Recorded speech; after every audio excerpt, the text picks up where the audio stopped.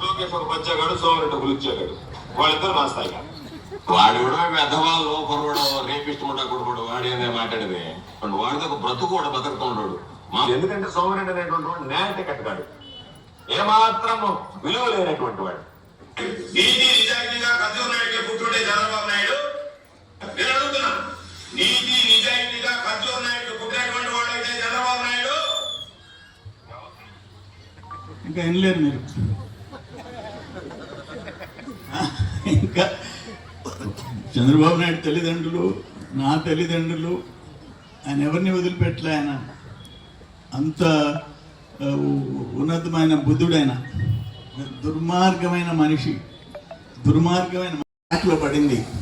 వ్యవసాయ శాఖ ట్రాక్లో పడింది. మీరు అన్నీ మూసేసి కూర్చున్నారు.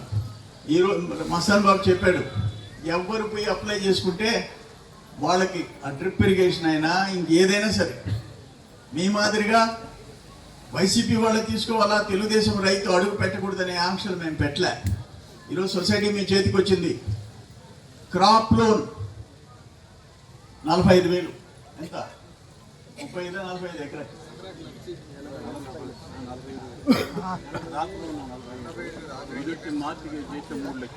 అయ్యా. క్రాప్ లోన్ ఎకరాకి 45,000 అయ్యా. మీరు పెట్టుబడి ఎంత పెడతారు? 30,000 పెడతారు, 35,000 పెడతారు. పెట్టుబడికి బాగా ఎక్స్ట్రా వస్తుంది. వడ్డీలే, మీరు టైం కడితే వడ్డీ లేకుండా 45,000. లాంగ్ టర్మ్ లోన్, మీరు ఇంకేదైనా దీర్ఘకాలిక రుణం ట్రాక్టర్కో దేనికో తీసుకుంటే ఎకరాకి 3 లక్షలు. అంతే కదా? చేసేదానికి నరకం చూపించారు. పోటీ చేస్తారు. మండపంలో కృష్ణ మన తరఫున సర్పంచ్కి పోటీ చేస్తే పోయి ఎస్ఐబి జీప్లో ఎక్కించుకున్నాడు. ఎందుకు ఎక్కించుకుంటావు అని అంటే, రా నేను చెప్తాను రా. స్టేషన్కి పోయి ఆ కర్ణాటక మందు సీసా చూపించి, ఈ సీసా అమ్ముతున్నావు నువ్వు, అందుకని నిన్ను అరెస్ట్ చేసామని జైలుకి పంపించారు. ఎలక్షన్ అప్పటికి అతను లేడు. మొత్తం అందరినీ భయపెట్టేశారు. 70 ఓటుతో ఓడిపోయినాడు. అటువంటి దుర్మార్గాలు మీరు చేశారు. మా టైంలో ఉండదు. పద్ధతిగా ఎలక్షన్ జరగద్ది. అయితే మీరు బెదిరింపులు చేస్తే మాత్రం మీకు కూడా చుక్కలు చూపిస్తారు పోలీసులు. చట్టబద్ధంగా ప్రజాస్వామ్యంగా ఎలక్షన్స్ జరుగుతాయి. రేపు లోకల్ బాడీస్లో మనం అందరినీ గెలిపించుకోవాల్సిన బాధ్యత మనకు ఉందని చెప్పేసి మీ అందరికీ నేను మనవి చేసుకుంటుండా. ఆ మినరల్ వాటర్ ప్లాంట్ కూడా ఎవరైనా సిఎస్ఆర్ మొత్తం చెడిపోయినాయి. ట్రాక్టర్సు, ట్యాంకర్సు అని తుప్పుపట్టిపోయే పరిస్థితి తెచ్చారు. దాన్ని కూడా ఎట్ట రిపేర్ చేయించి, ఇంకా గవర్నమెంట్ డబ్బులు ఇది సిఎస్ఆర్ ఫండ్ కింద ఎట్ట చేయాలో నేను ప్రయత్నం చేస్తున్నాను. అట్లే పొదలకూరు గర్ల్స్ హై స్కూల్ 700 మంది ఆడబిడ్డలు ఉన్నారు. దాన్ని ఒక కంపెనీకి ఇచ్చి దానికి కావాల్సిన టాయిలెట్స్, దానికి కావాల్సిన డైనింగ్ హాలు, దానికి కావాల్సిన డిజిటల్ రూము మొత్తం ఎన్ని కోట్లైనా సిఎస్ఆర్ ఫండ్ తెచ్చి ఆ బాలికల హై స్కూల్ని దాన్ని బాగా ప్రమోట్ చేసేదానికి అది కూడా నేను ఒకటి ప్రయత్నం చేస్తున్నానని చెప్పేసి మీ అందరికి నేను మనవి చేసుకుంటూ, మీ అందరూ అన్నీ చెప్పాడు.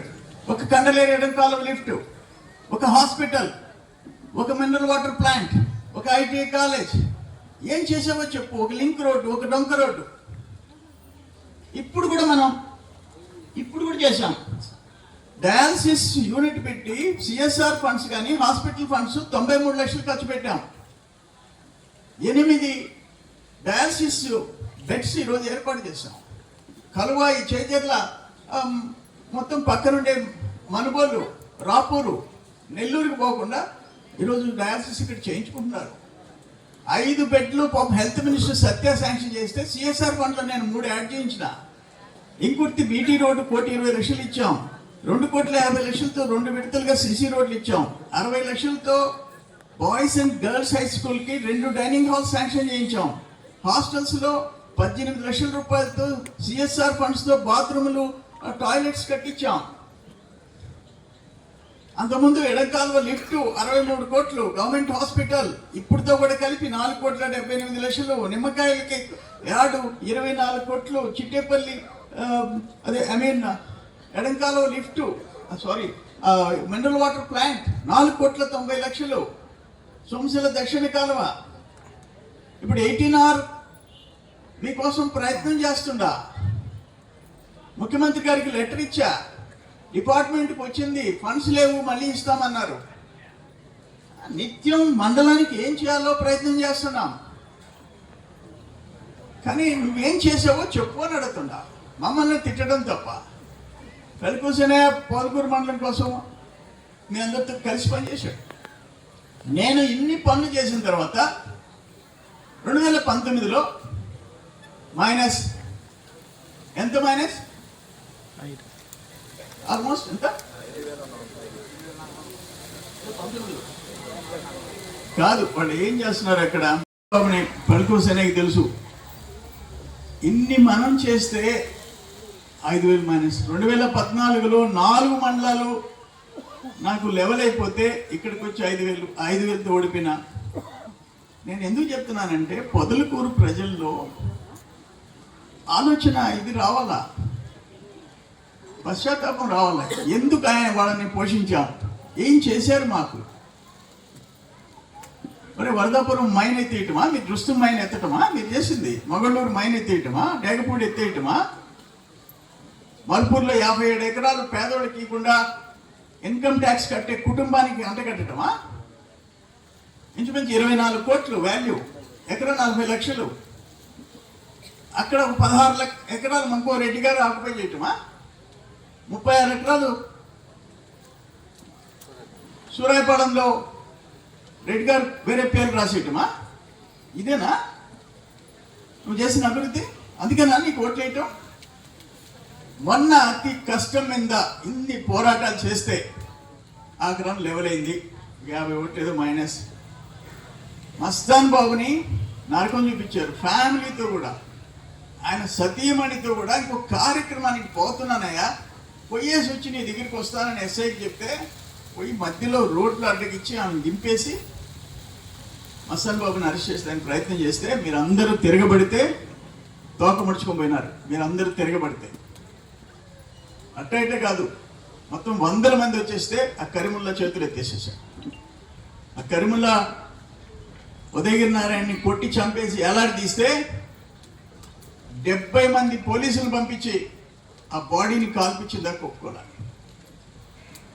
గోవర్ధన్ రెడ్డి పూడ్చిపెట్టాల్సిన సాంప్రదాయం కాల్పించేసి పోస్ట్ మార్టం రిపోర్ట్ మార్చేసేస్తాడు. ఎక్కడ జరిగింది ఇది? సినిమాల్లో చూస్తాం మనం. అదేదో సినిమాలో ఆయన విలన్ కాంతారా సినిమా చూస్తే విలన్ నేనే కనిపిస్తాడు. ఫస్ట్ 87లో నా రాజకీయంగా, అంటే నేను పొలిటికల్గా జనతా పార్టీ పోరాటాలు అంటే తెలుగుదేశం రాకముందు, పార్టీ పుట్టకముందు, మన ఫాదరు రాజగోపాల్ రెడ్డి జిల్లా జనతా పార్టీ అధ్యక్షుడు, అప్పుడు నేను యూత్ లీడర్ని.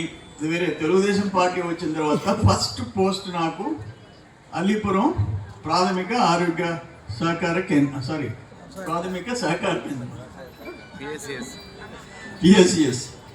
దాంట్లో ఇప్పుడు మస్తాన్ బాబు ఎట్టి ప్రెసిడెంట్ అయినాడు, నేనంటే ప్రెసిడెంట్ అయినా కూడా. అప్పుడు సినిమామ అందరు ఉండరు, పెద్దవాడి పాపన్న, నలబెట్టి చంద్రశేఖర్ రెడ్డి నాయకులంతా. నన్ను సెంట్రల్ బ్యాంక్లో డైరెక్టర్ చేశారు. ఫస్ట్ డైరెక్టర్ చేశారు. అందరూ వెయిట్ చేస్తా ఉన్నాం రాత్రి దాకా. అప్పుడు ఆయన ఒక పెద్ద ఆయన వచ్చాడు అబ్జర్వర్గా. ఎన్టీఆర్ గారి దగ్గరికి పెద్దవాడు పాపని నడిపాడు. నల్లపురెడ్డి శ్రీనివాసరెడ్డి ఏమో ఎల్ఎస్సి శ్రీనివాసరెడ్డికి ఏమన్నాడు, నేను నల్లపురెడ్డి శ్రీనివాసరెడ్డి అన్న, చంద్రశేఖర్ రెడ్డి, రేగా నరసింహారెడ్డి జిల్లా పరిషత్ చైర్మన్, మేము ముగ్గురం చంద్రమోహన్కి ఏమంటున్నాం. చంద్రమోహన్ అయితే గెట్టోడు, నల్లపురెడ్డి శ్రీనివాసరెడ్డి కూడా ఏం మాట్లాడు, ఆయనకి కూడా మేనల్లుడు అని చెప్పి హైదరాబాద్కి పోయి ఎన్టీఆర్ని కలిసి, ఎన్టీఆర్ అంతా విని ఫ్లైట్ ఎక్కి ఆయన మెడ్రాస్ పని ఉండిపోయినాడు. మేమందరం ఇక్కడ అందరం డైరెక్టర్లు అయిపోయినాం. చాలామంది కోరికలు ఉన్నాయి. ఎల్ఎస్డి వివేకానంద రెడ్డి అన్న, ఇంకొక వెంకటేశ్వర చౌదరి గారు, నేను అందరం ఒకే కూర్చున్నాం. రాత్రి 12 గంటలకి ఎన్టీఆర్ అక్కడి నుంచి ఫోన్ చేసి సెంట్రల్ బ్యాంక్ అధ్యక్షుడిగా చంద్రమోహన్ రెడ్డి అని ప్రకటించారు. అప్పుడు వాళ్ళందరూ వచ్చి సరే కొంతమంది అక్కడ బాయ్కాట్ చేయమన్నారు, జరిగిపోయింది ఎలక్షన్ జరిగి. అట్లా ఆ నుంచి మళ్ళీ జిల్లా అధ్యక్షుడు, అక్కడి నుంచి సారా ఉద్యమాలు, అక్కడి నుంచి ఎమ్మెల్యే, అక్కడి నుంచి మంత్రి, అట్నే మస్తాన్ బాబు కూడా అదేవిధంగా సొసైటీ కాడి నుంచి స్టార్ట్ అవ్వాలి. అందుకని ఒక సింగిల్ విండో అధ్యక్షుడు అంటే మండలంలో ఉండే రైతుల కష్టాలు వాళ్ళందరినీ కూర్చోబెట్టుకొని దగ్గరుండి వాళ్ళని ఆపదలో ఆదుకునే సొసైటీ ఆ కుర్చీ అది. అందుకని వాళ్ళ ముగ్గురు సభ్యులు నిత్యం రైతుల సమస్యలు పరిష్కారం కోసం కృషి చేయాలని చెప్పేసి నేను కోరుకుంటూ, ఇప్పుడు పలుకూరు సేనకి మినిమం లేబర్ లేచిపోవడం, బయట రాధాకృష్ణుడి బొమ్మలు బాంబే నుంచి వచ్చి ఆ రోజులే యేసుపారెడ్డి, బెజవాడ గోపాల్ రెడ్డి ఇద్దరు ప్రారంభించారు. శ్రీనివాస్ మార్ మేము అమ్మేసుకున్నాం ఆ తర్వాత. ఆయన అప్పటికి బహుశా నేల టికెట్లో పోయే పరిస్థితి. ఆయనకి రావులంకే కూడా ఇల్లు కట్టించిన దాకా గుడిస. ఇప్పుడు మేము ఉండే ఇల్లు 1968లో నాయన కట్టించిన ఇల్లు అలీపురంలో. అరే నువ్వు ఇప్పుడు ఏమి లేదు, గుడిసెలో నుంచి ప్రధానమంత్రి చెప్పాడు, నేను టీ బంక్లో పనిచేశాను అన్నాడు. ఈరోజు మోడీ గారు ప్రధానమంత్రి అయినారు, మనం అందరం అభినందించాలా. రజనీకాంత్ చెప్తాడు ఆయన పాత పరిస్థితులు తప్పు లేదు, కానీ నన్ను గురించి మాట్లాడే భాష ఏంటి, ఆయన స్థాయి కాదంట. నిజంగా నేను ఆ స్థాయి కాదు. నేను కోర్టు దొంగతున్నాము, ఆర్డీఓ ఆఫీస్ దొంగతనాలు నా వల్ల ఎడవుతుంది చెప్పు. నీతో కూడా పోటీ పడాలంటే ఎక్కడవుతాయి? మేము కష్టపడి రాజకీయాల్లోకి వచ్చాము. మా నాయనోళ్ళు, మా పెద్దనాయన స్వతంత్రం కోసం జైలుకి పోయి వచ్చాడు, సోమిరెడ్డి ఆదినానంటే. జైలుకి వచ్చిన అందరికి తలా 5 ఎకరాలు ఇచ్చారు దేశం మొత్తం మీద. మేము మా నాయనోళ్ళు, పెద్దనాయన వాళ్ళు లేబర్కి ఇచ్చేసారు. ఇప్పుడు కాలనీ చూసినండి, ఎకరా 2.5-3 కోట్లు, 5 ఎకరాలు కనీసం పేరు పెట్టుకోలే. మేము అలీపురంలో హై స్కూల్కి 2.5 ఎకరా ఇచ్చాం, హాస్పిటల్కి 1/2 ఎకరా ఇచ్చాం. మైపాడు రోడ్లో హై స్కూల్కి 2 హై స్కూల్స్, నెల్లూరు కార్పొరేషన్లో స్థలాలు మావి. మొత్తం 4 ఎకరాలు ఈరోజు ఇంచుమించు 4 ఏళ్ళు 28-30 కోట్లు చేస్తాయి. మేము ఇచ్చాం. మేము సినిమా హాళ్ళు అమ్ముకున్నాం, పవర్ ప్రాజెక్టులు అమ్ముకున్నాం, రైస్ మిల్లు అమ్ముకున్నాం. మేము ఊళ్ళో డబ్బులతో కరోనా హౌస్లు కట్టుకోలే.